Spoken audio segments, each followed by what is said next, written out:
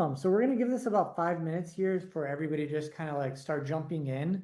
But Annie, if you want to introduce yourself, Essie, if you want to introduce yourself real quickly, and then I'll go into kind of the start of my presentation. Yeah. Hey, everyone. Glad to have you here tonight. So I'm a coach here at MatchDay, and I'm also the director of program development. What that means is I'm in charge of ensuring the curriculum is constantly innovated, never remaining stagnant, especially in this AI-driven job market. So very excited to give you a rundown tonight. Awesome. And my name is Essie. I recognize some names already spoken to, but if we haven't, I'm in the admissions team, admissions manager, and I really that first point of contact typically of if you're looking to make a career pivot of just guiding you on understanding what your options are and what this process looks like, and just be supporting that way, and ultimately walk through enrollment if you do choose to take this leap in your career change. But yeah, excited to be here again. Awesome. Thanks, Essie. Cool. All right, guys. Well, so I'm going to kind of give you the schedule for today, and what we're going to be going through. So basically, I'm going to do a quick little presentation, share a little bit about my story, what I went through, how I got to, you know, going to health tech, starting Match Day, and then ultimately, what we built here. From there, I'll go into kind of some of the gaps that a lot of people face when they go through this transition process. And then I will kick it off to Jenny, who will go through more of the detailed workshop. And that's where you're going to get a lot of that, really tactical value in making the transition. From there, that'll be about an hour. From there, if you want to stick around, we will talk about the fellowship, what it is, how we help people go from A to Z, success stories, all of that. And then SE will be available to help connect with anyone who wants to after that.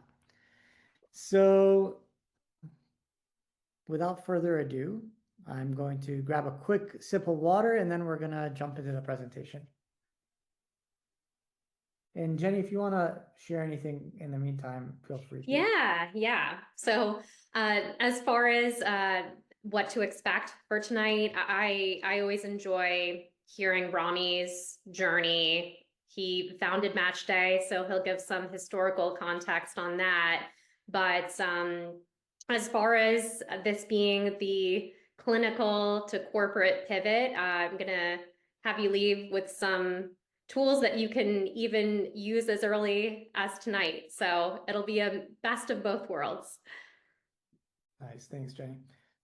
Cool, guys. All right. Well, I'll start with my story here.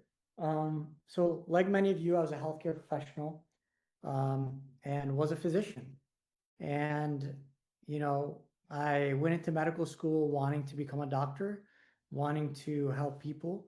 And somewhere along the line, that kind of changed. And I think that's natural for a lot of us, right? We start doing one thing and we grow as people, and sometimes things change and we want different things out of life. So I went through the journey. I made it all the way up to my second year of residency before I realized, this isn't for me. I've been feeling burned out for a long time. I've been feeling the moral injury. I've been feeling like something is off with my path. And I thought it was, finally time to really listen to myself and be honest. And even as I tell this story, I've told this story, guys, I don't know how many times now, and it never gets easy because I always go back to thinking of that time and how stressful it was and how I really felt stuck and like there wasn't a way out. So my point in this story is just to kind of relate to you, right? I know how difficult it can be, and especially if you're even on this call, you've probably gone through this grueling process of trying to figure out how to get to this next phase of your life. And, that's what I'm here to shed. So I went through that process, the burnout, this feeling stuck, and, eventually dropped out of residency. And when I did that, I felt like I had no idea what I was doing. I was terrified, but at the same time, I felt like I could breathe again. And like I was making a decision that was going to lead me down the right road. And, you know, that was basically the aha moment. It's just like I had to take that leap of faith. I had to believe in myself, and I did it. And so over the years now, I've helped hundreds of clinicians really take back their power, right? Because when we are stuck in that place, we feel powerless and we feel like we don't have options and we feel stuck and we compare ourselves. And that's not the truth. And my goal here is to shed light. Like if you look at our logo, it's yellow. If you look at behind me, it's yellow. This is like, we're here to give you your power back. We're here to show you the light, show you the path forward so that you can take back your life, so that you can have the life that you have always wanted with your family, for your career, and for the life that you envision for yourself. And so that's my goal here. That's what this, sharing my story is about. And that's why really I built MatchDay alongside these incredible humans that are with me here, Jenny and Essie. So, obviously going through this process, it wasn't always like that. I didn't always feel that confidence. I didn't, even today, I don't always feel that confidence, but there was a process that I had to go through, and I still literally can feel the emotions come back when I talk about this because I had to deconstruct an entire identity and recreate my identity and rebuild it from the ground up. And that wasn't something that was simple. It took time, it took effort. And this is something that we don't really too often talk about, is that this is a process that we have to go through, and that it's not just about changing jobs, it's becoming who we're meant to be. And that's really what this is all about. And as you're doing that, people are going to question you. People are going to wonder, the people close to you, your family, they're going to worry about you. And they're going to ask you, what are you doing? Are you sure about this? Just suck it up or be grateful. And really, for you, the important thing is to just, trust yourself and trust that where you're going is where you're meant to be, and that you're not wrong for feeling the way that you feel. And so other people care about you, they want what's best for you, but they don't know what's in your heart. They don't know what you actually want out of life. And it's okay to trust that, to explore that without being reckless, but with integrity and with a clear path forward. And so at that point, for me, I wasn't sure. I was scared. And I had no idea where I was going to be. But I knew there was a calling. I knew there was something guiding me in this direction, which was becoming a leader, working in health tech, or using my clinical skills in a new way. So what does it actually take to do this? Well, it's not really one thing, right? It's not just fixing your resume. It's not just going on LinkedIn and applying. It's not just a tactic. There's the answer is like something I've been trying to answer for a very long time, is like, how do we explain this? And it really is a process that we have now built into our fellowship. The identity crisis, the rejection, the cycles that you go through, the ups and downs, and you really figuring out who you are and where you fit in. So all of these things, they work together. So it's not just getting your resume fixed. It's like trying to put on a Band-Aid on a broken bridge. It's not the fix. It's who are you going to become so that this process now becomes something natural. And, I've highlighted some of these things over here, the hidden struggles, overcoming yourself, all of these things.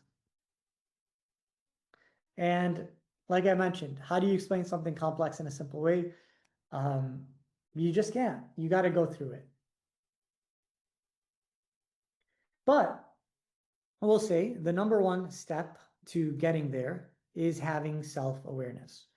And so on our first day of residency, when I was actually a resident, one of my program directors, who I really, really admire, gave us a speech that I will pretty much never forget for the rest of my life. And it was these 4 levels of competence. It's July 1st, new residents are coming in.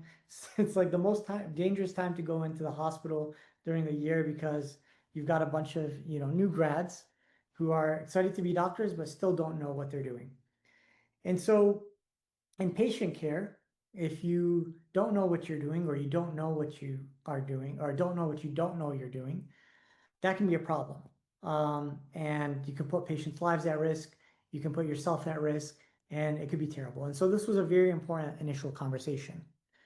And basically what this is, just the 4 levels of competence. And I feel like this is probably one of the most important things for you to become self-aware about on this journey.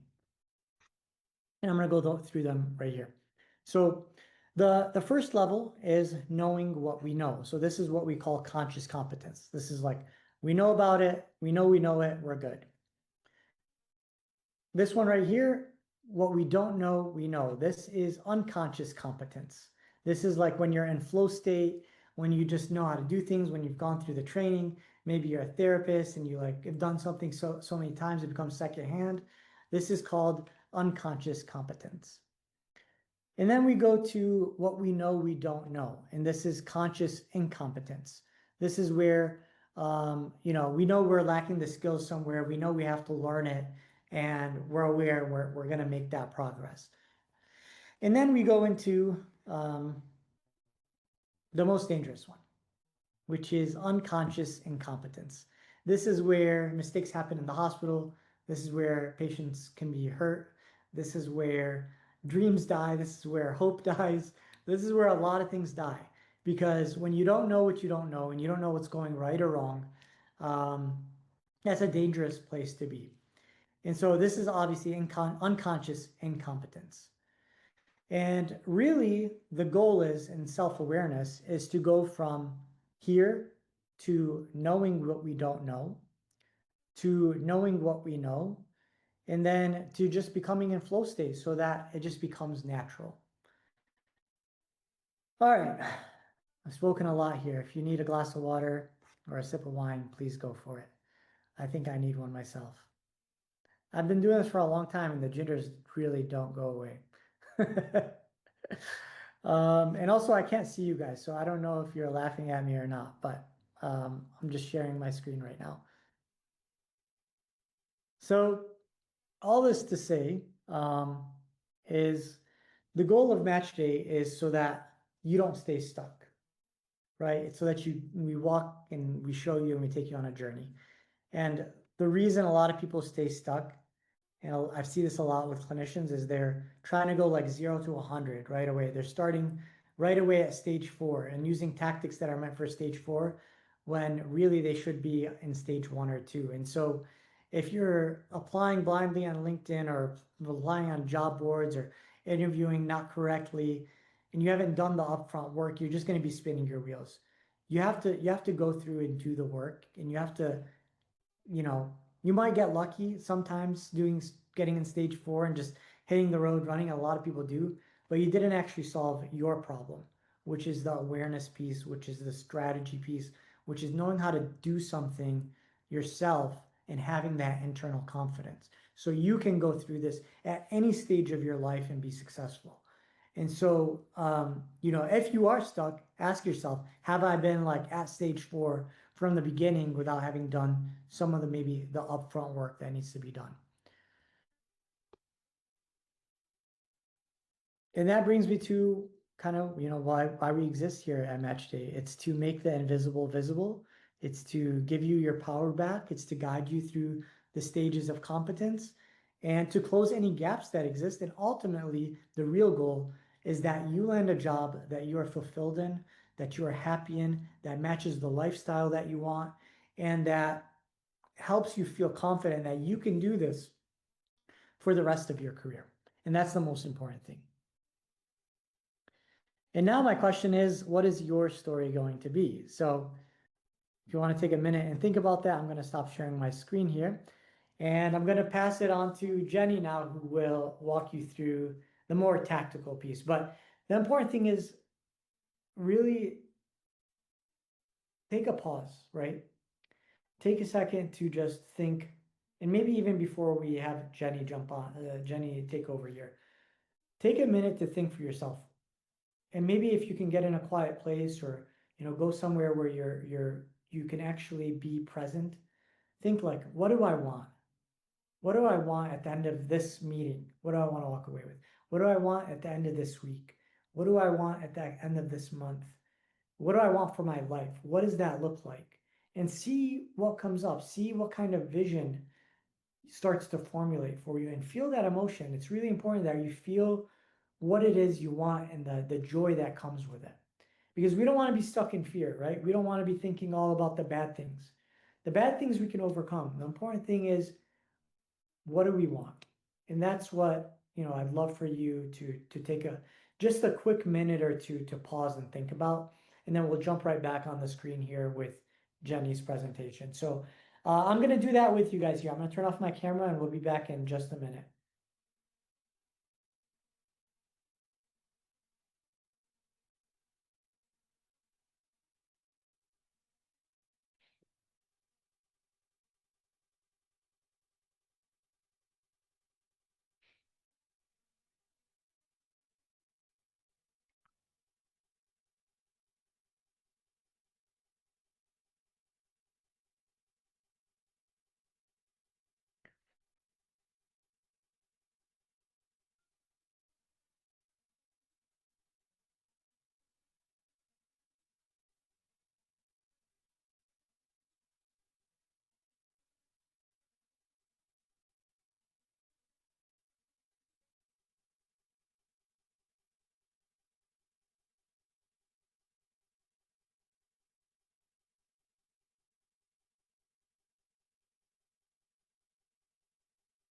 All right, Jenny, welcome to bring us back here.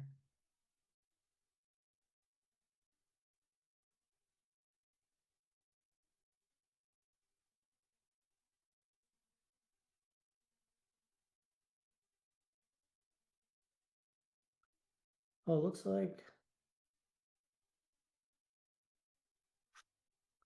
just a minute here to get Jenny back in the chat.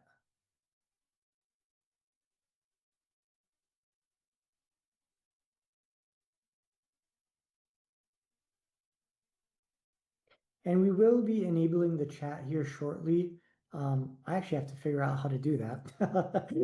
But we will have the chat back on so that as you can connect for it with any of you that want to set up a call. But we'll get that set up shortly.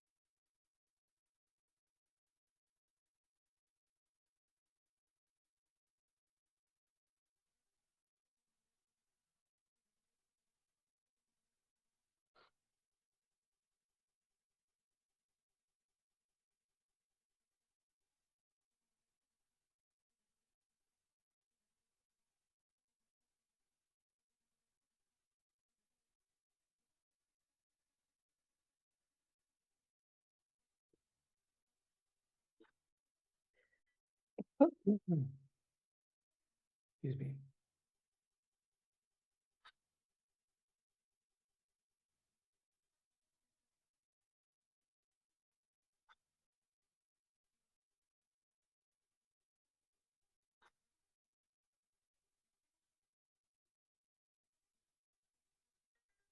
All right, guys. Jenny is just rebooting her computer, so we will be on in just a minute.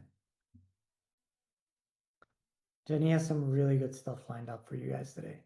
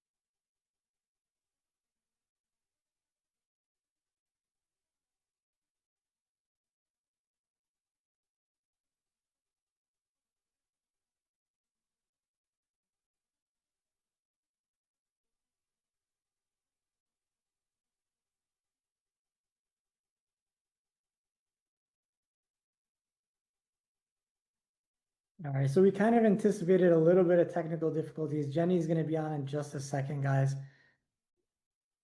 But in the meantime, I would encourage you to continue the meditation, to continue thinking about, what it is that you want to get out of this or what questions you might have for us towards the end of this chat.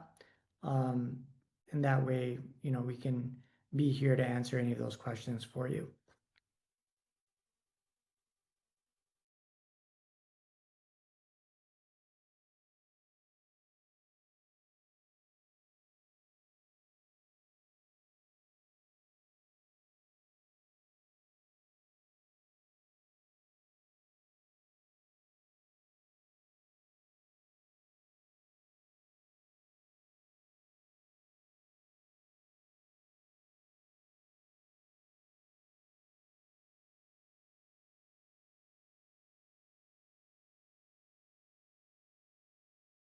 All right, so while Jenny's getting set back up here, we're gonna actually have Essie jump in and we're gonna do a little Q&A together, and maybe this will be helpful for some of our listeners here. But Essie, like in your opinion, what's the number one biggest fear that you see from a lot of the people that have come into MatchDay initially fearful and then gone through the process, eventually landed a job? Like, what are some of the things that you have seen from people that went through that process of like the uncertainty? Yeah, it's a really good question. And we're human beings. There is always fear when it comes to making a big decision. So it's more so of getting to understanding for, of course, us to best support, but also for whoever is considering making a pivot. But big questions are, is my situation unique, right? Like, will this actually work for me specifically based on where I'm coming from, based on what my goals are? And of course, the fear of I've invested so much of my time to become who I am today, which is the healthcare professional you are, like letting go of that identity, though you might desire it, but it's also scary. Those are probably the two biggest ones that initially come up. And I always encourage of almost like looking at data of your own life. Of course, we've got data points on how this works and whatnot, what we see in the market, but looking at your own data of stepping into a career or any kind of big life change, it's always hard. It just is. There's no way around it. But ultimately, we got through it and being on the other side and almost probably not thinking about twice about it. And so just looking at like, you've done that before in a variety of different ways. You can do it again. And that's kind of the feedback we get too of like gaining back that confidence of I can do this and I it is possible for me is one of the most satisfying things. Yeah, absolutely. It looks like we have Jenny back. Yeah, you made it, Jenny. Yeah. It's kind of expected that we'd have On mobile, but it will do. Can still communicate. Awesome. So Jenny, So I actually I can go through my slides if you're open to opening that Gamma deck, Rami. yeah, sure. I can. Do you want me to pull it up here on my screen? Yeah. Unfortunately, desktop's not connecting for me, so gonna do a mobile Awesome, presentation. okay. Give me 1 second here.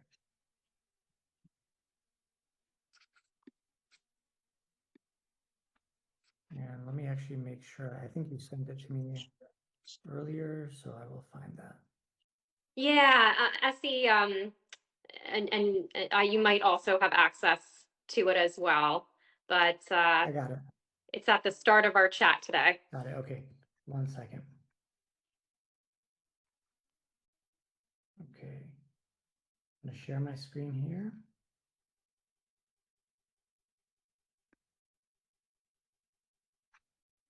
Not that one.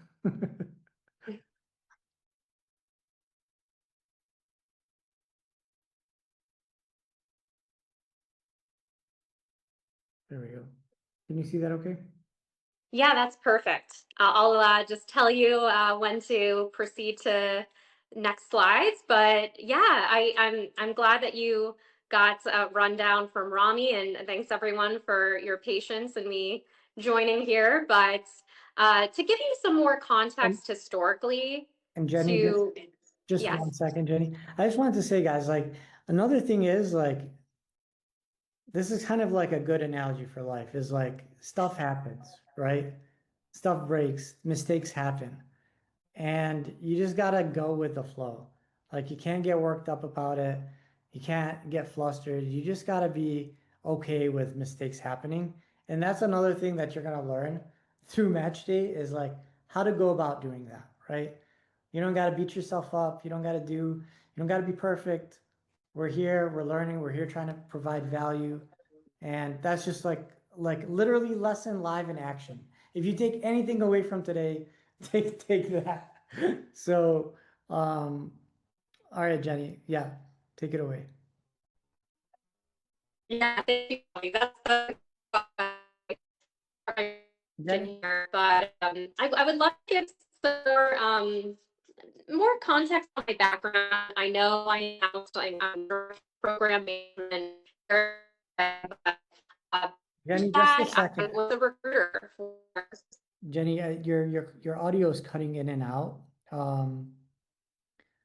So is there, Can you hear me better now? that's better. Yeah. Yeah, okay.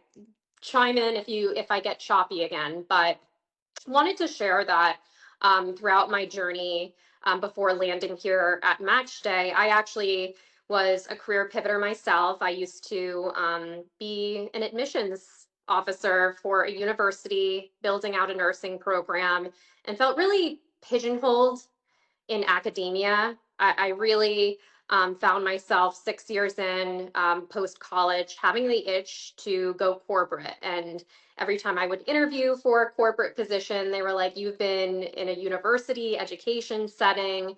Why would you want to go into the corporate sector?" So ultimately, I did manage to get my foot in the door through an ed tech bridge company. And that started my corporate recruiting career, where I got to scale a range of health tech startups, ranging from sidecar health to patient pop. And all those insights have helped contribute to what I refer to now as reverse recruiting here at MatchDay, and integrating all those observations from talent acquisition processes to standing out in applications, interview processes. So you can go to the next slide, Rami. I have a roadmap of sorts as to what to expect from this presentation. But first and foremost, when I begin working with a fellow, I don't want to go immediately into revamping application materials and going to town with networking. First, I want there to be strategic time dedicated to exploring your options, because it's a wide array of industries and job titles that clinical workers can pivot into. So exploring your options is key, because we want to make sure that all of your efforts will result in a role that you'll genuinely enjoy. And then once the role is determined, which I'll cover today, some self-discovery processes, but aligning your skills. We want to ensure that we go for a role. If you're, say, extroverted, maybe you would do well in a sales type of role. If you are someone who likes being behind the scenes within a spreadsheet, perhaps operations would be well aligned. So we would then tailor your storytelling, rebranding, everything from your resume to your LinkedIn, and then ultimately building momentum. Because once those are telling the story, aligning your skills and all of your clinical expertise, you'll build momentum. So Rami, you can proceed to the next slide. This workshop I want to express is for anyone with a clinical background. I will say my current caseload, I've got a chiropractor, acupuncturist, psychiatrist, optometrist. It's so wide ranging, and you'll see that throughout this presentation, that no matter where you're pivoting from, with the right process and efforts, you can make progress. So next slide. As far as giving you a sense of those hubs of where you could pivot into, these are some of the major ones that I've observed fellows getting placed in the past weeks, months, and beyond. So if you are considering already the realm of customer success or sales, we actually do have a separate recorded YouTube that you can reference that really goes into the weeds with that particular path. But we also have plenty of fellows that go into operations, program management. Usually placements, as you would guess, are within healthcare, health tech companies, but occasionally education as well. We had a very high comp placement this year within Handshake, which I would classify more in the realm of education. So pretty wide ranging. And to go to the next slide, thank you, Rami. I want to explain, as far as your clinical skills, just how transferable they are between communication, critical thinking, and team leadership. These are qualities that all clinical workers have experience within and are very attractive to corporate roles. No matter whether it's education, wellness coaching, or program development, as I do here at MatchDay, these three skills are key to having successful interview and networking conversations. So you can go to the next slide, Rami. With as far as choosing the right path, I know those are broad terms, communication, critical thinking, and so forth. But on top of that, I want you to think about lifestyle fit and what you go into work feeling energized about, whether it be a small task. I want you to start doing some self-discovery to that end. What energizes you as well as what drains you?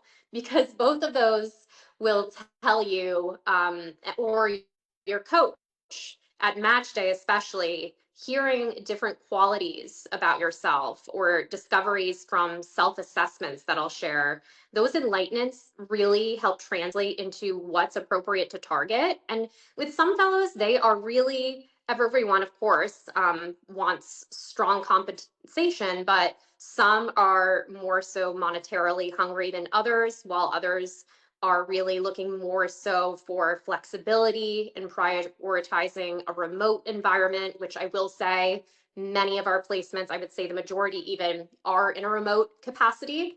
So to go deeper into that, you can go to the next slide. I want you to start doing some self-reflection. These are basically a map of sorts as far as evaluating your strengths. And this can sound, I will say, as I start having these conversations initially with my fellows, they do have strong cases often of imposter syndrome and understandably feeling overwhelmed, because the question of what do I want to do? I just know that I don't like my current position, current path. I have a range of assessments. Rami, you can go to the next slide.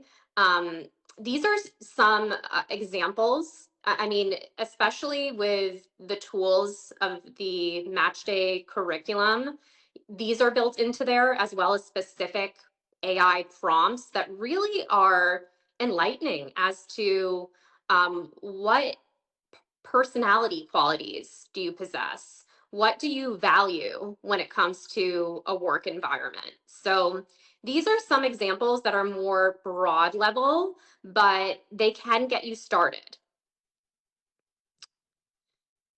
As far as how to start moving, I would say a lot of times fellows are looking for something to feel perfect, but I mean, as I could say this for my own career transition, it was really those small, consistent actions of attending both virtual and in-person networking events,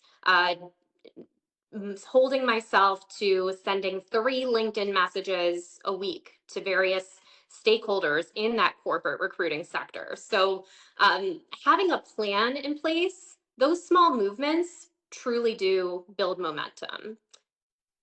Absolutely. And I wanted to add to that too, Jenny, is when I first made my career transition into health tech at first, it was, you know, I really just held myself to an X. I was like, I'm going to do 40 calls a day, or I said an egregious number, but it was like 40 calls a day, 20 emails a day. I'm going to do that every day for 60 days. And if it works, it works. If it doesn't, it doesn't. Honestly, I think almost every time I've done something like that, at a certain point, it's usually like the 30-day mark for me, something good happens. And so I just wanted to kind of like highlight the power of that. Yeah, I'm thank you for voicing that experience as well, because I will say, and the credit goes before I even started at MatchDay, but the curriculum of steps and resources, tools you can use can be overwhelming. But if you take it week by week, as far as our program, you have 1 hour sessions every week with your coach. So it really gives focus time to really segment it in ways that are not as overwhelming. So yes, continue to chime in, Rami, for any other experiences that also align. But yeah, next slide. I definitely want to share the core pillars of a career search. So I'm sure these are not surprising to you, but I wanted to go a bit more in depth when it comes to networking. LinkedIn is a very broad place, as well as the range of networking groups. Here at MatchDay, we actually have a specific Slack community that has led to placements, and it includes health tech founders. The same goes for when you work with a MatchDay coach. They won't just know the tools for networking, but networking specific to healthcare talent.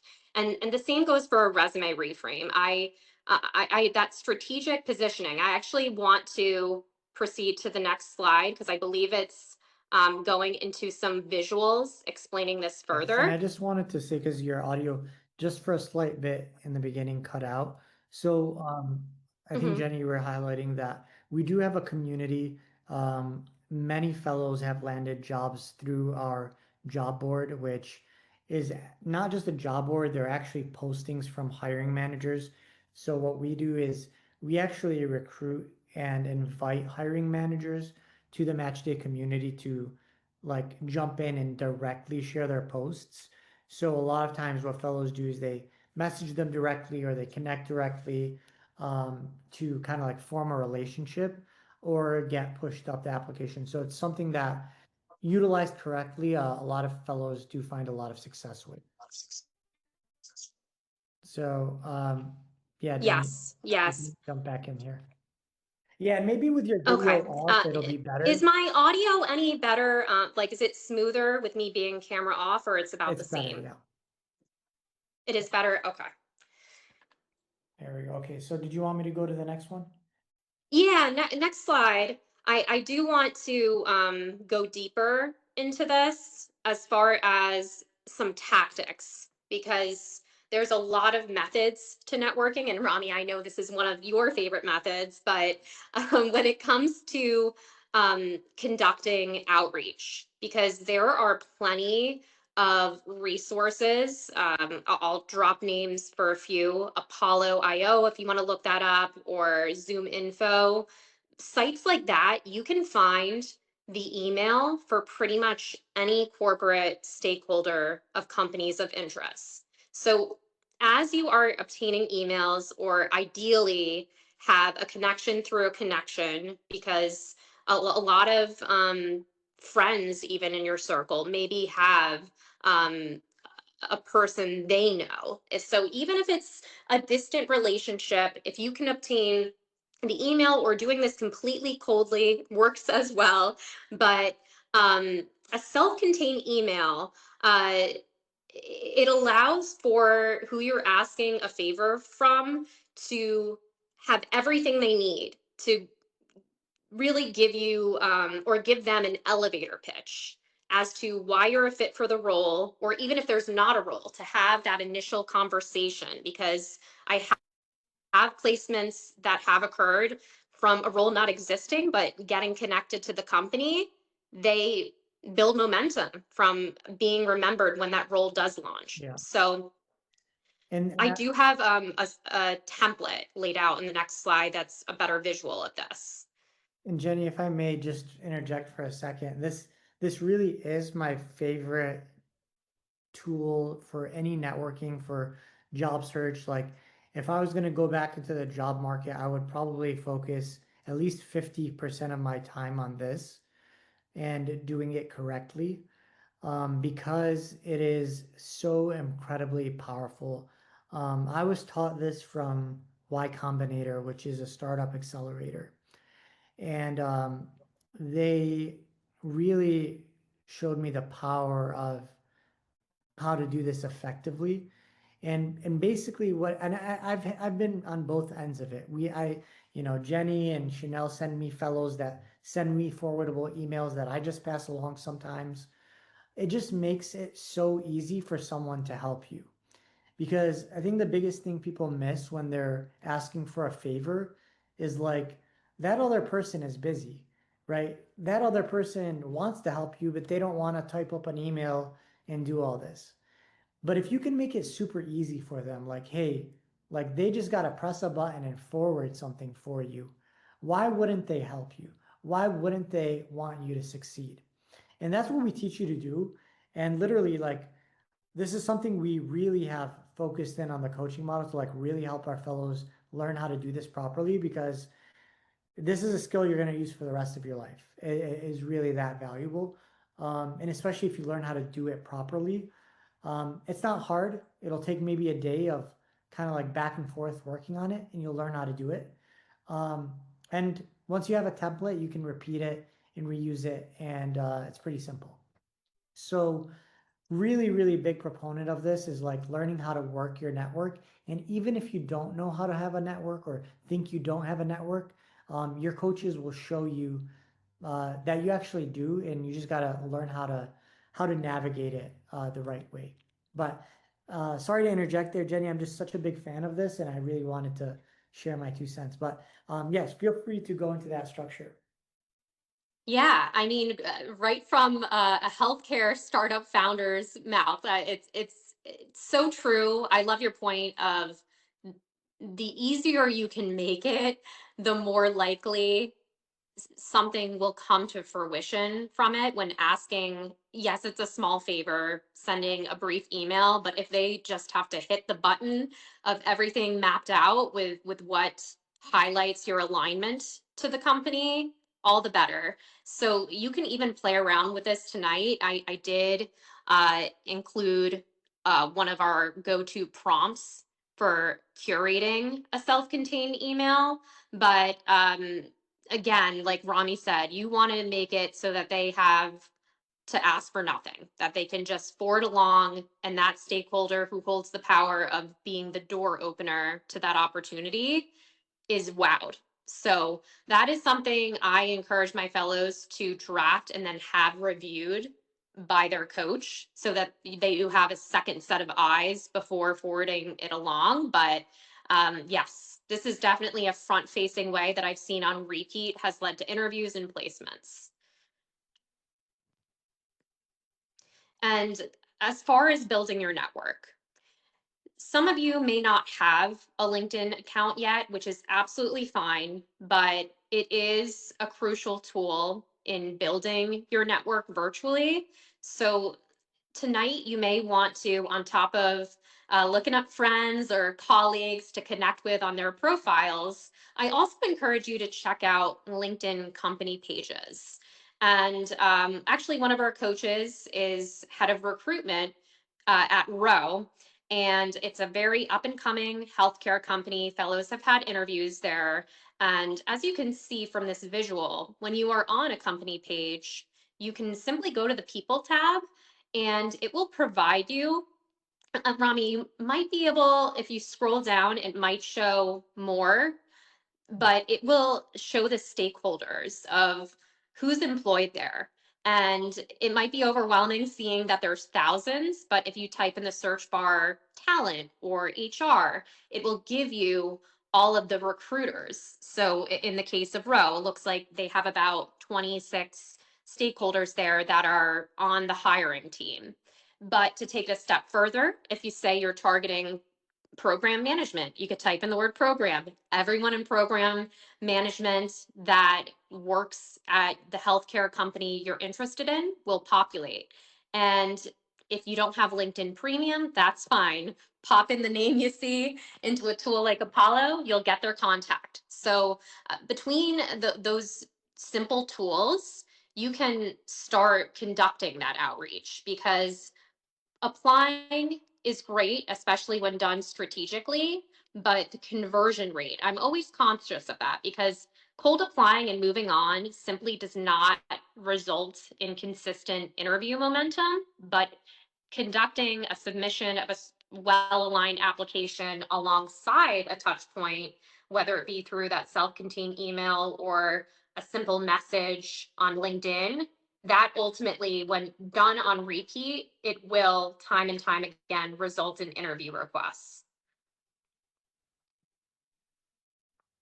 So as far as the resume, though, of course, that is a milestone that's prioritized once your role is decided, you're excited about it. There's a lot of prompting that can be done to help with the legwork. I want to specify that tools like Claude and GPT are great.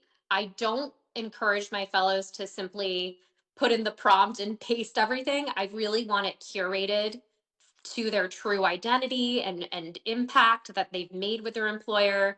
But these are wonderful starting points, especially for a prompt like quantifying impact. It makes sense that a lot of fellows coming in are like, well, I wasn't on a revenue optimizing team. How would I integrate metrics? But metrics could include something along the lines of your patient caseload or the amount of deadlines you met. There's a lot of various ways that are eye-opening as we're building out that resume. And you can go to the next slide, Rami. Actually, this is a great resource as far as me explaining the interchangeable terms of clinical versus corporate language. For instance, the term of patient, that could be interchangeable with end user or customer, depending, of course, what you're targeting or interviewing for. You want to mirror the language of what the job description is asking for. But this is something that I've shared with several fellows. And if you scroll down, Rami, there's actually even some examples of how to reframe your clinical conversations while in interviews. So a bit of a cheat sheet of sorts, but there's a lot of ways. Takes some getting used to, but I'm a fan of recording myself, talking in the mirror, and with time, it will feel more like riding a bike, just making those adjustments in corporate language. Yeah, and Jenny will be sending this out for you guys that are on here, so you don't have to go through it all right now. Yes, I recognize there's a lot on there. And actually, this was built, I got to shout out my fellow Chelsea, who's a NICU nurse, currently making progress toward a customer success role. So eventually, with all the prompting, Claude got to know her so well, it helped build out this clinical to corporate language. So this is something, once you have it, I would encourage even pasting or attaching into an AI tool of your choice and simply telling it to reframe it. But instead of a NICU nurse, you could tell it, I'm a dental hygienist, and then having it reframed according to your background. So that's a good stepping stone as you see some high level ways, clinical to corporate language.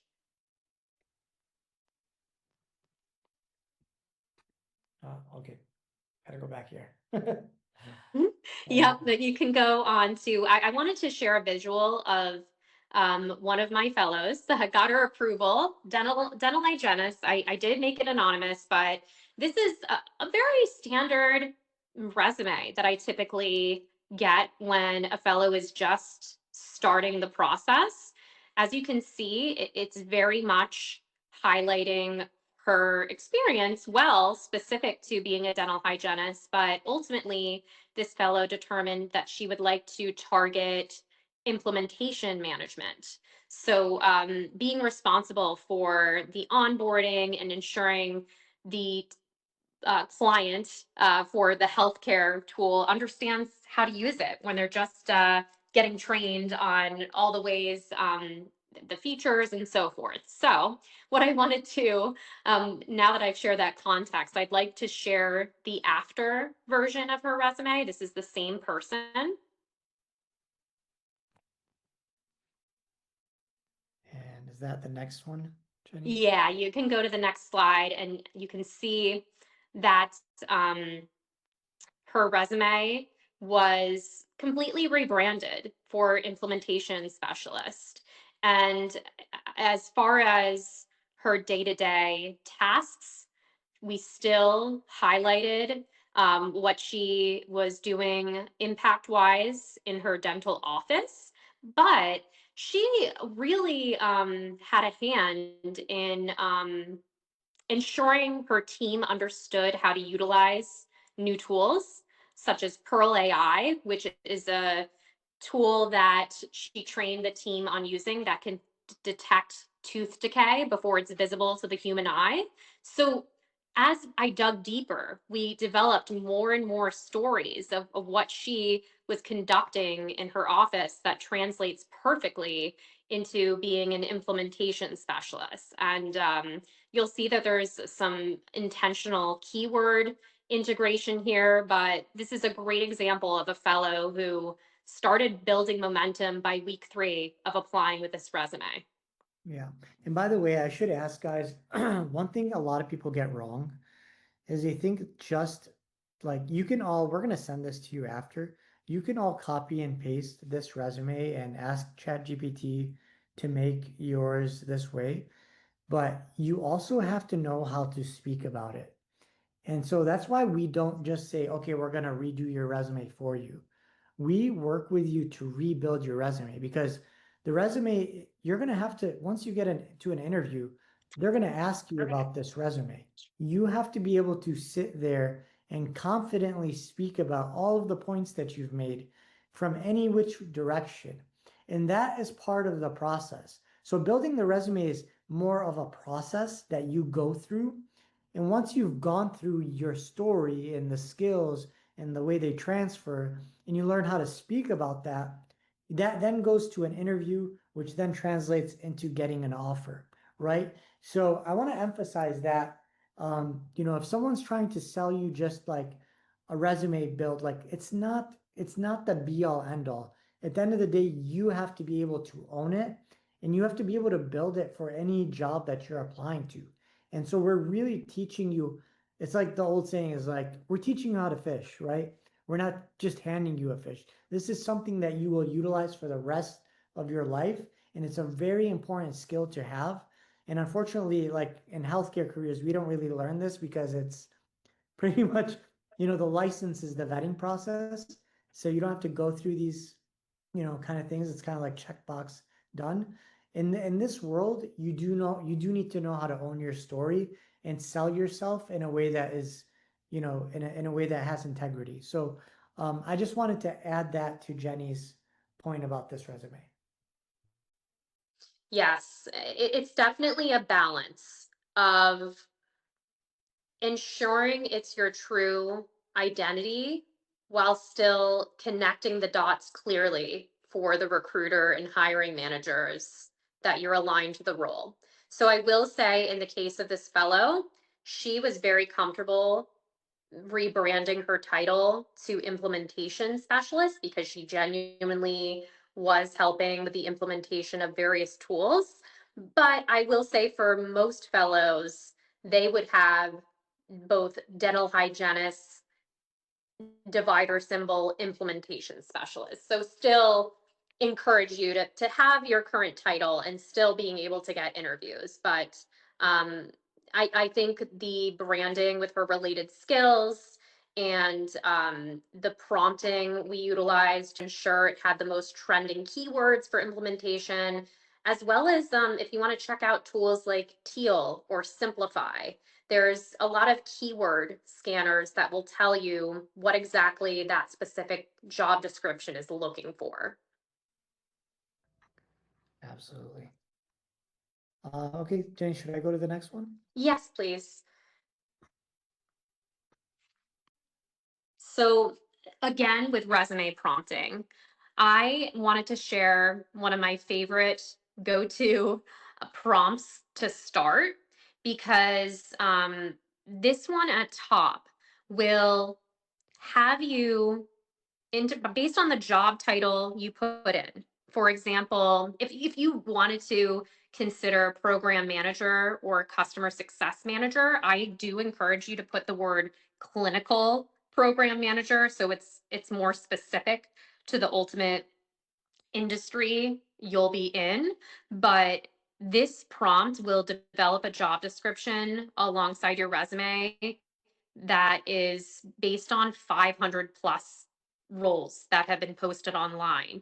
And then it will give you the trending top 30 application tracking systems words and skills that the recruiters are scanning for. So just wanted to give you another prompt that you can maybe experiment with in the weeks ahead.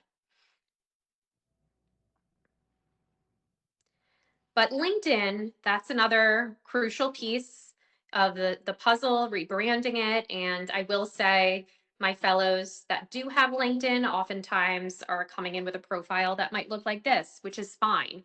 You did not have to utilize LinkedIn within your clinical role. So this is a good version of a before, one of my fellows, Ellen. And then I will share the after of one of our recently placed fellows who actually doubled her income. So as you can see, the transition from that before gray banner, no headshot, no headline, no connections, to a beautiful, captivating image that you can tell in the banner. She does have clinical specialty. She's not hiding that in any way, but she's also emphasizing her ability to conduct business development alongside being an occupational therapist. So, I mean, in the case of Caitlin, it resulted in a 150K offer and she's thriving. So, wanted to give that as an example. I also wanted to share just a couple of other recent top of mind success stories. In the case of Maggie and Priya, they actually got double offers in the program. Maggie initially got placed in an operations role with a wearables company, and now she's with another health wearables company that is within customer success. So you're probably seeing a trend here. A lot of our fellows do tend to land in the hubs of program management, operations, as well as customer success. In the case of Priya, she got 2 six-figure offers, wound up going for the fully remote account executive role, but she did also get a secondary offer at a separate healthcare startup for a customer success manager position. So just wanted to share that context. In these cases, they were both physical therapists, but as Caitlin, you saw, was occupational therapist. It's very wide ranging. And I see, regardless of the clinical background, those are some major hubs I observe our fellows getting those six-figure offers. So with that, I just hope that you're leaving feeling a bit more clarity when it comes to the direction of doing that self-discovery. Maybe you'll attempt one of those assessment tools sometime this week, or play around with that resume prompt. Networking wise, I did ensure that I included the prompt of curating a self-contained forwardable email. But whatever direction you take, especially if you land at match day, our coaches are each more than 3,500 hours of coaching experience and can tackle whatever your background is. Because I often get fellows that are like, well, in my case, I've been in this position for 20 plus years. How on earth will I get momentum? And it will ultimately occur. And just my apologies that I had to be off camera for a good chunk of that, but hopefully I came in clearly for the most part. You did absolutely wonderful, Jenny. Thank you so much. And yeah, guys, like there's a lot to this, but it's very doable. And sometimes you just kind of need someone in your corner to show you what's possible and to, just hold your hand. And that's what we're here to do. So with that said, I'm gonna introduce Essie for a little bit. Well, I guess Essie, you really kind of did give your intro in the beginning, but this part of the presentation is for anybody who wants to learn about the actual fellowship. So I'm gonna go through kind of the do's and don'ts. So I call them the 6 career killers. So like, now you've got this information, you get to decide what you want to go do with it next. What I'll show you is like, here's the things, just make sure you avoid, and then I'll show you what we do here at the fellowship. And then for those of you that want to explore more, want to connect with Essie, I'm going to figure out how to turn on this chat so that we can get you all on Essie's calendar. And Essie, if there are emails here for these individuals that we can see in the attendance, I'm not sure if there's a way to flag the names or just send them an email during this. That way, if anyone wants to set up a call with you, they can. But I'm gonna have to figure out how to turn on this chat. But I digress. I'm gonna go through this. Or go ahead, Essie. I was also noticing that as we're figuring out Zoom from Riverside, which we've previously used, there is a little Q&A section, and I do see that someone had already asked a question. And so I don't know if there's a way to, again, connect to a full chat. I'm more than happy to also email if that's easier, if we can't figure it out. But there's also a Q&A section here. Okay, so can you answer through the Q&A? Yes, I can. Okay, great. So maybe we can just do that. You can just kind of like send them your link, or if anybody wants to chat or have questions, you can answer that in the chat. So awesome. Okay, good stuff here. I'm gonna have to figure out and find my presentation again, so give me just a minute.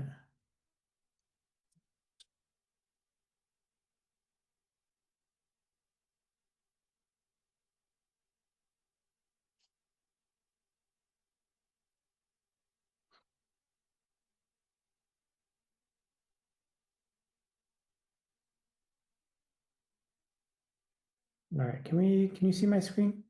Yeah. Awesome. I'm just gonna turn off my video here. But it looks like we went through all of this. Yes.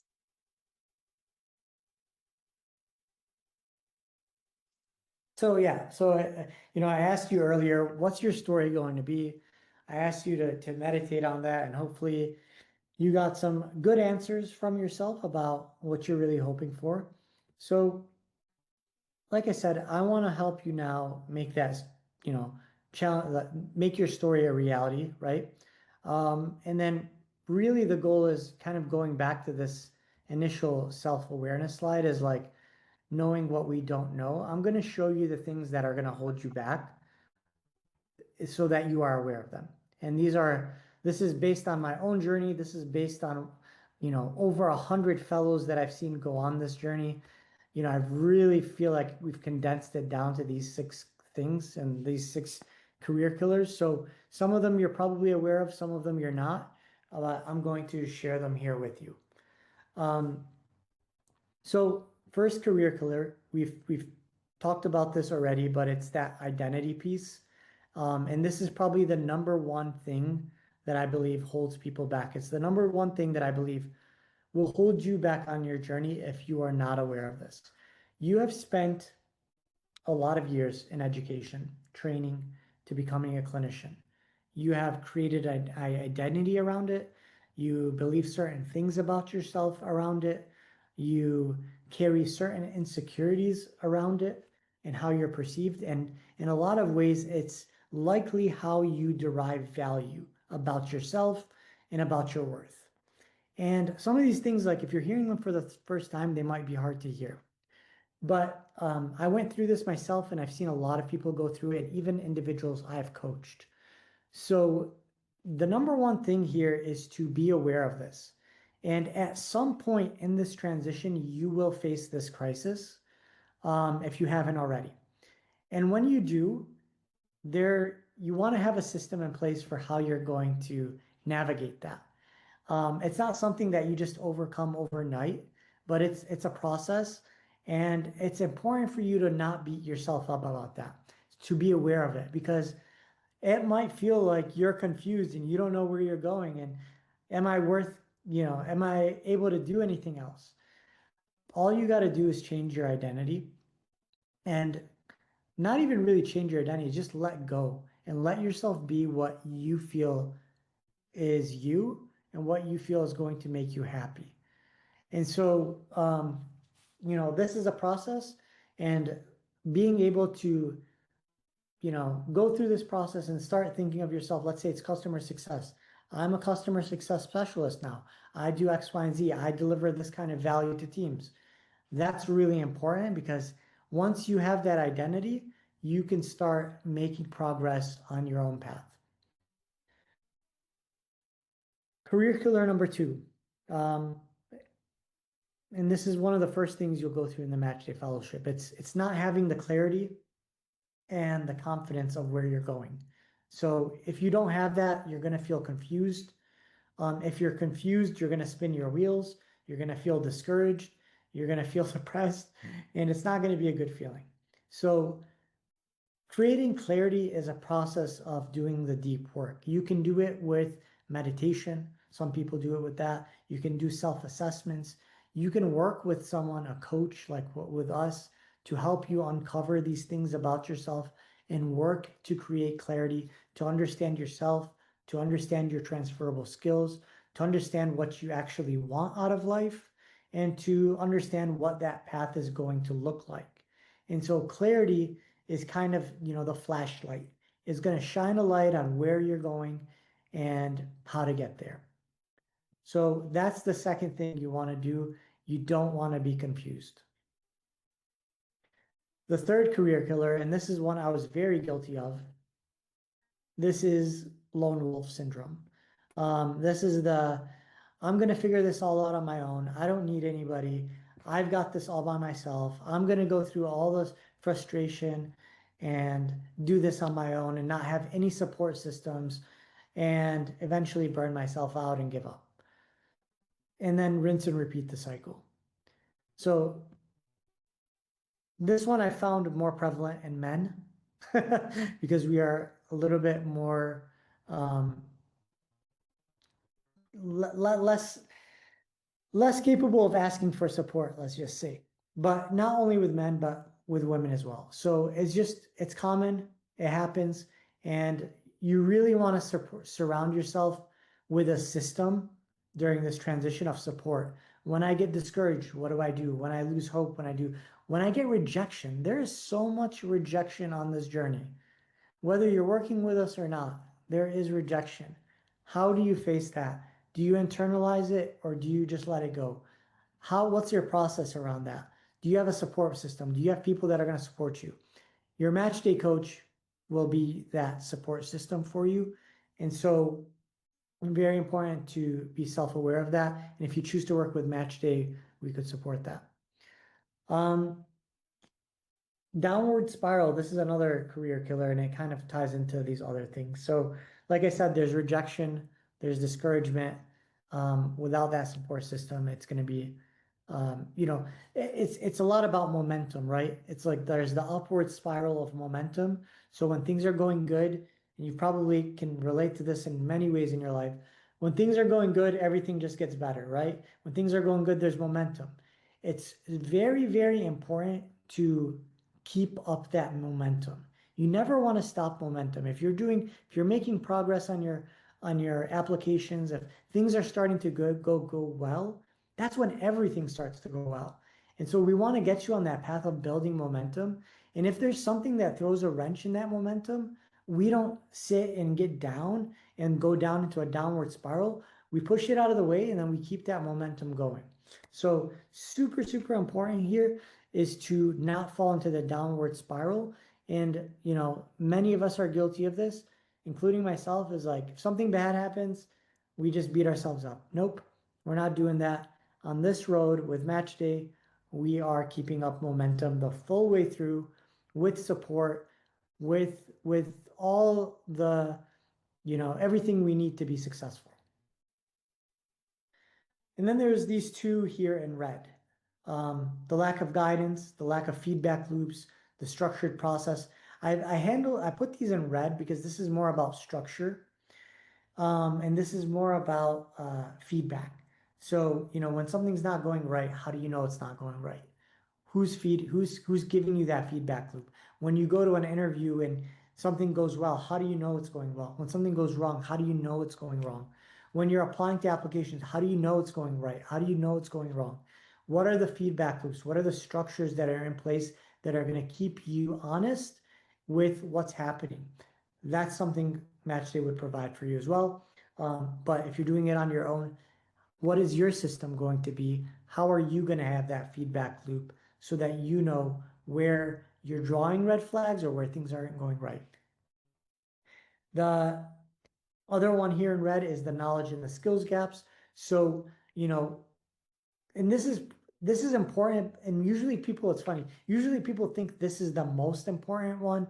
It's like, do I have the right skills to go into this job? No, you already have the right skills. Like that's there, I can promise you there are no questions about that.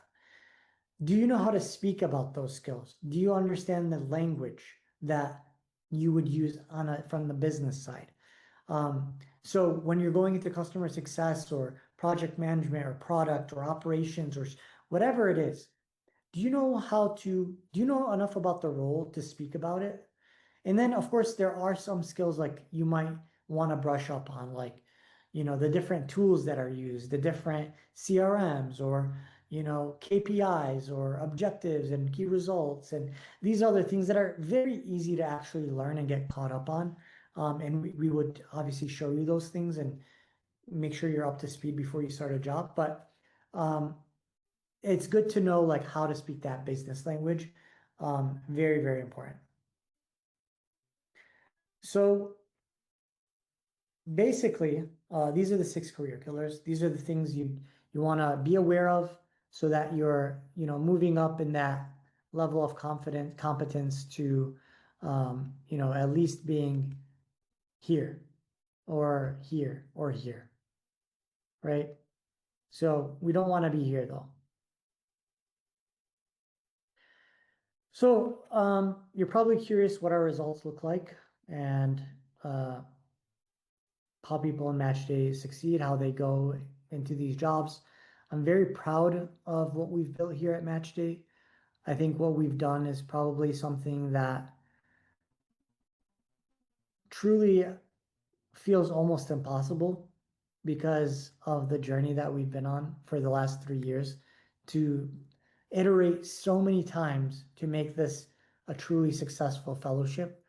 You know, to give you context, we raised over $1 million in the initial phases to launch this business and built and iterated many, many times before we figured out exactly what this is and how it's going to work. And so that level of iteration, I don't think can be replicated anywhere else. I don't think there's a coach or a program in the world that can come close. And I really don't say that out of arrogance. I say that out of a place of humility of how much we have put into this program to get these kinds of results. The average fellow lands a job or an offer within 88 days. Their average new salary is $112,000. Many fellows land like jobs much higher than this. We had a fellow recently land a job for $240,000, which we did not put into this to skew this average salary. We excluded it. But there are a lot of people that find success in this fellowship, and it's because we have iterated on this now over and over again, and I've obsessed about this for the last 3 years. So these numbers are real. They are, and I'll show you, I'll go into the, I don't know if I have the full placement report. Maybe we can send that out, Jenny, but we have a full placement report where you can see the people and the backgrounds of where they went and what they landed, etc. We'll have to double check on that to make sure everybody's okay with it, Jenny, but if they are, we can do that. So like I said, this is a system, it's proprietary, it's our IP. We've done over 5,000 career coaching sessions to date. 5,000. Through all of our coaches, through all the multiple weekly coaching sessions, we've taken all that data and we figured out how to do each part of this process the very best. And that's really something that makes us unique, and it's why we get the results that we get here. Jenny alluded to this earlier. All of our coaches have a minimum of 2,500 hours of coaching experience. I believe it's actually a lot more than that. I don't know what the real number is here, Jenny, but I imagine our coaches at this point probably have 5,000 plus hours. Yes, that's reasonable to say. So I don't know, but all of our coaches before coming to us had a minimum of this number. That's our cutoff. That is like our minimum expectation. And they also have to go through multiple rounds of interviews for us. So we're like bringing in high quality coaches. And there's no room for any coach here that's not absolutely top tier and committed to our fellows' success. So that is something that we really take pride in. And you can tell like just from the caliber of Jenny, from Chanel, if any of you have worked with Chanel or know Chanel, we really do, we really have the best coaches and something we're super grateful for. Something that you should be aware of if you do choose to go somewhere else, it's important to know the difference between a coach and a mentor. I could be a mentor. I could give you all of the insights and the more esoteric piece of knowledge, but I can't do what a coach does, which is the specific guidance. It's the navigation piece. It is the years of experience of navigating the recruitment and job hiring process. That's a different ball game.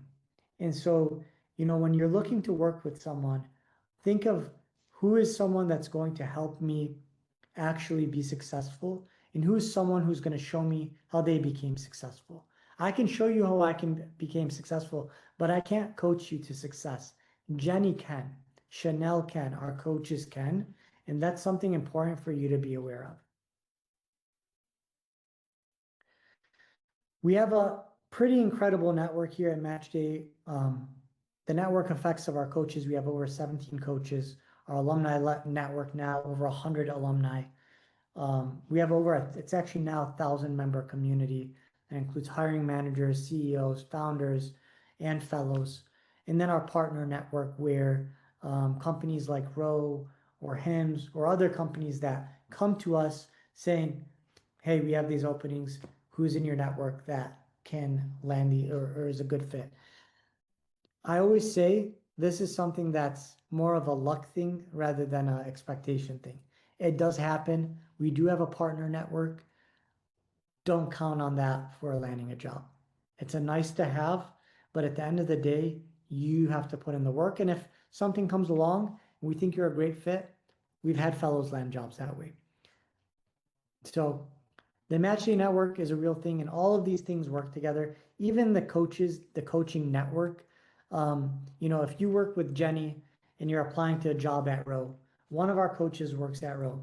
One of our coaches works at another health tech company. One of our coaches works at another health tech company. It's all connected, and these network effects play into each other, and we really all try to support ourselves, support each other through these network effects. Whether that's the job board, whether that's the coaches, whether that's our partner network, there is an advantage to the MatchDay network.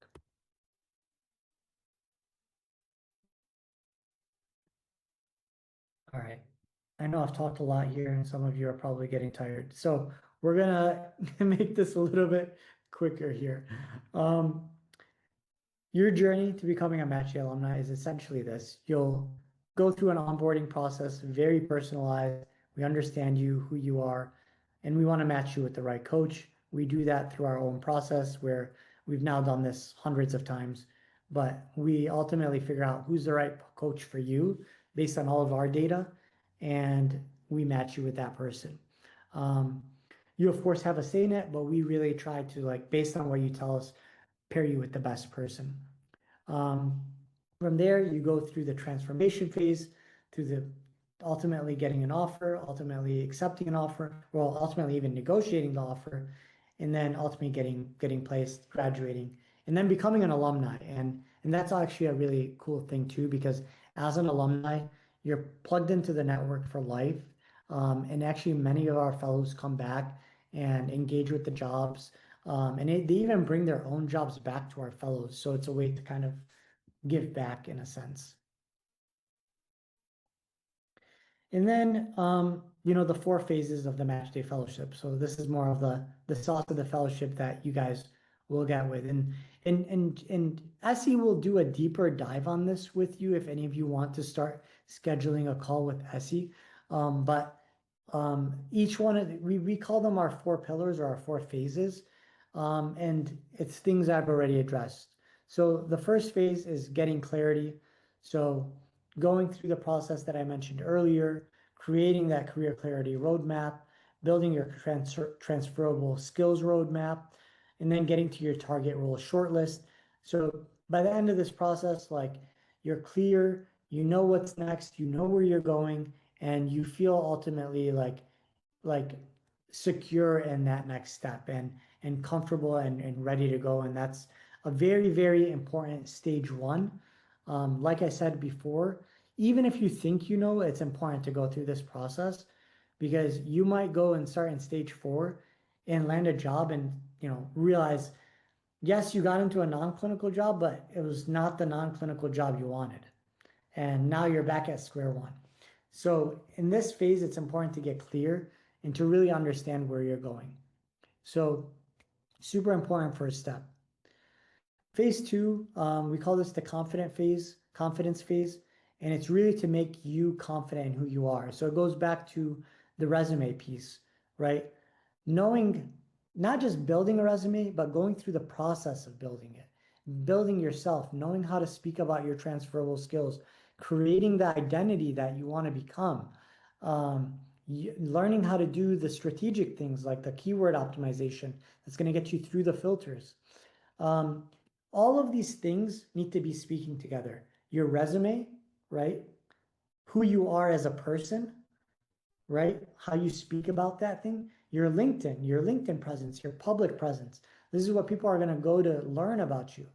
All 3 of these things need to be working hand in hand so that you feel confident, so that there's integrity in the process, and so that there's a real brand story that is not like your resume speaks one way, your LinkedIn speaks another way, and then you show up to the interview and speak in another way.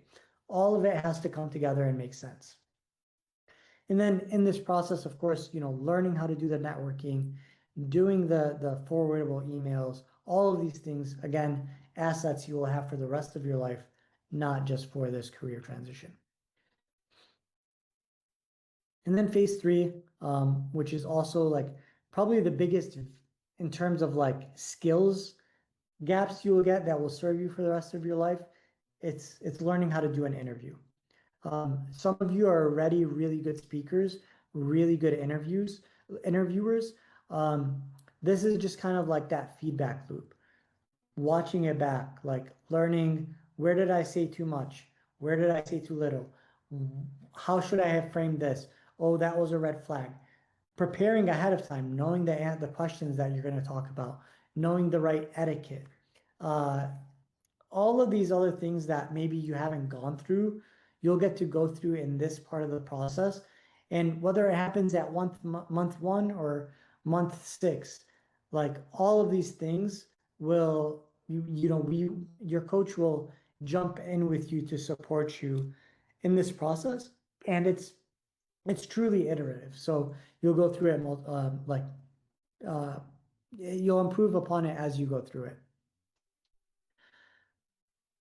The next piece of this is the negotiation piece. So the negotiation strategy, we've had fellows earn $50,000 more through negotiation. Like even I couldn't believe that. The average salary bump from offer is about 15 to 20%. I don't know, Jenny, correct me if I'm wrong here, but I think it's about 10 to 20%. But we've seen bigger jumps than that. And you'd be surprised sometimes how much wiggle room there is for negotiation. We've even helped fellows negotiate the actual scope of the role because they wanted a certain lifestyle fix that wasn't available. So we helped them work that out. There's a lot of value in this piece alone. And this piece alone will be something that will make you hundreds of thousands of dollars over your career. So learn how to do this right, and you're going to be in a good place.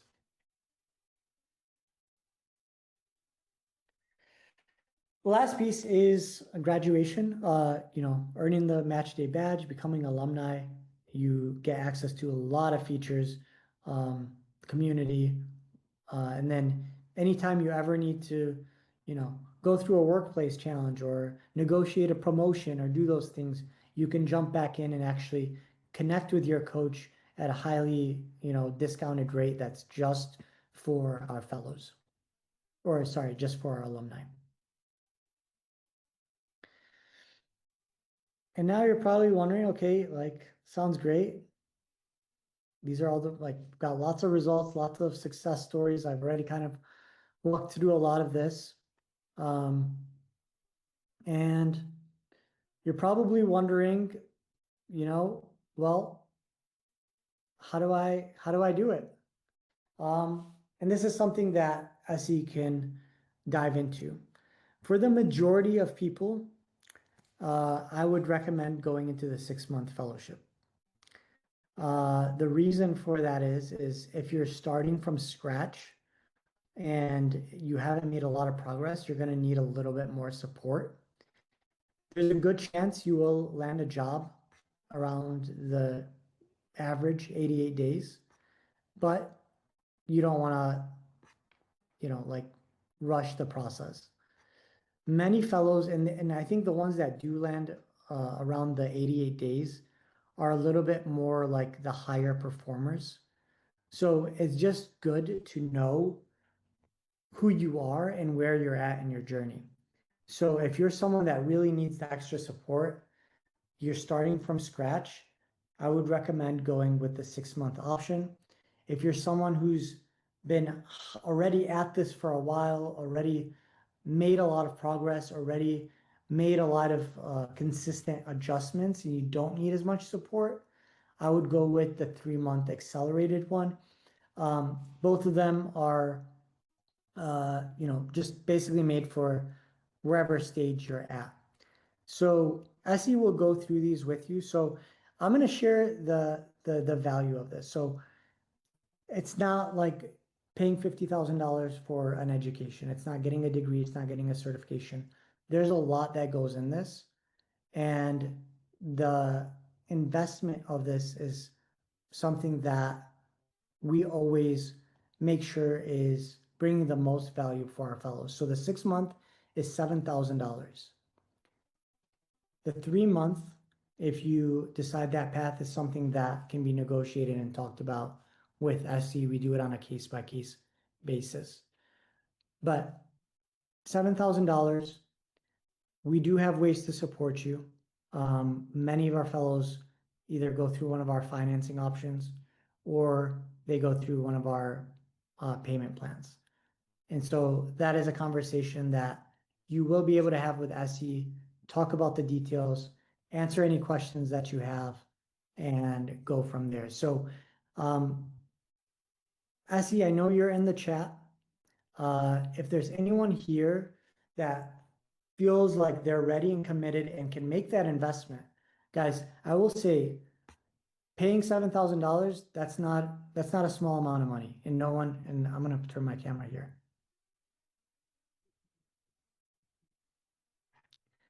Paying $7,000 is not a small amount of money, even for myself. Even if I were to pay that, I would say that's an investment. And you have to be willing to invest in yourself if you're serious about making a transition, if you're serious about where you want to get to. And we would be doing you a disservice if we didn't make that kind of like, if we weren't upfront about that. So you have to commit to yourself. You have to put your money where your mouth is. And if you do that, you will be successful. Many of our fellows were very fearful in the beginning of this process, especially when it came to that investment piece. And it's something we have a real conversation with you about. And SE is really, really good at navigating that conversation with you so that you feel 100% comfortable that this is right for you, that this is going to help you get where you want to be, and that the investment is going to pay off. And like I said, I've seen this happen over and over again. The negotiation piece alone, people are getting 10, 20, almost in one case, $50,000 more in their first offer. So think about it, get to a place where you feel good about that decision, have a real conversation with SE. And if it comes to a point where you just can't make it work, we will work with you. I don't want anyone to come through this program and feel like they're not able to make something work or not able to get this service if they don't have the funds. We will figure out a way to support you. That is our commitment. So with that said, I'm going to leave it here for, I'm sure SE, you've been in the chat with Q&A. I know it's getting late, so we all want to go back to our families and have maybe go watch Netflix or something. I know I do. So let's wrap this up. And for all of you that are wanting to connect with SE, make sure you go into the chat and get that link from her so that you're able to set up that next call. Yeah, it looks like the chat feature itself is not on there, but there is a Q&A section. So okay. Yeah, if you have yet to, ask a question or you have a question and you haven't yet, please do so. But also, as we are wrapping up, we do, of course, have a list of people who did attend. And since the chat feature is not part of it, we'll be sure to follow up via email so you have our direct point of contact and to an opportunity to expand on that conversation in more of a private setting with myself. And to add on to what Rami said too just now and kind of what we've been talking about the last hour and a half is that at this point, when we're considering making such a big change in our lives, like it's only natural to have some jitters, like yes, excitement and maybe hope even, but also potentially anxiety or jitters. Very normal. Again, we talked about that earlier too. I always encourage of kind of just starting from basics, right? Of saying or thinking about your situation of like, do I want to pivot, right? If you know the answer to that, the rest of it will follow. And then almost instead of being too intimidated about the process, which it is hard, of course it's hard, but with the right support strategy, that's why we're here. It's very, it's I guess not that complicated. And so with that in mind of almost like Rami said in the beginning too, of putting like envisioning yourself 6 months from now, the kind of person you want to be, how much money you want to make, the kind of lifestyle you want to have, how you want to feel on a day-to-day basis, and then making that decision, whether it's independently with us, from that perspective, not necessarily like how you're feeling in this current moment, but more so again of like that's the person I want to be, and I'm committing to myself in making that happen. Of course, that structured support will get you there really fast, or faster at least. So then we're reducing that trial and error, and with providing the accountability and guidance. But that's kind of the last piece I wanted to say. Like, it's scary, it's intimidating, but it also can be very, very, very exciting. Yeah, heck yeah, I love that. That's such a great note to end on. Like, be in your vision, know that you're worth it. We will help you get there. I promise you. Like, I'm so like in belief mode for our fellows. If you come in and you put in the work, you're going to get there. You are going to get there. I've seen it happen over and over again. People that are committed, people that put their foot down and make that change, you're going to get there. So with that, thank you for the three of you that are still here. Hannah, Olivia, Pooja. Have a great night, guys, and please connect with us if you'd like. We'll send you an email. As you can maybe give your calendar if you want to chat and think about next steps. So have a good night, everybody. See you next time. Bye, guys. Bye.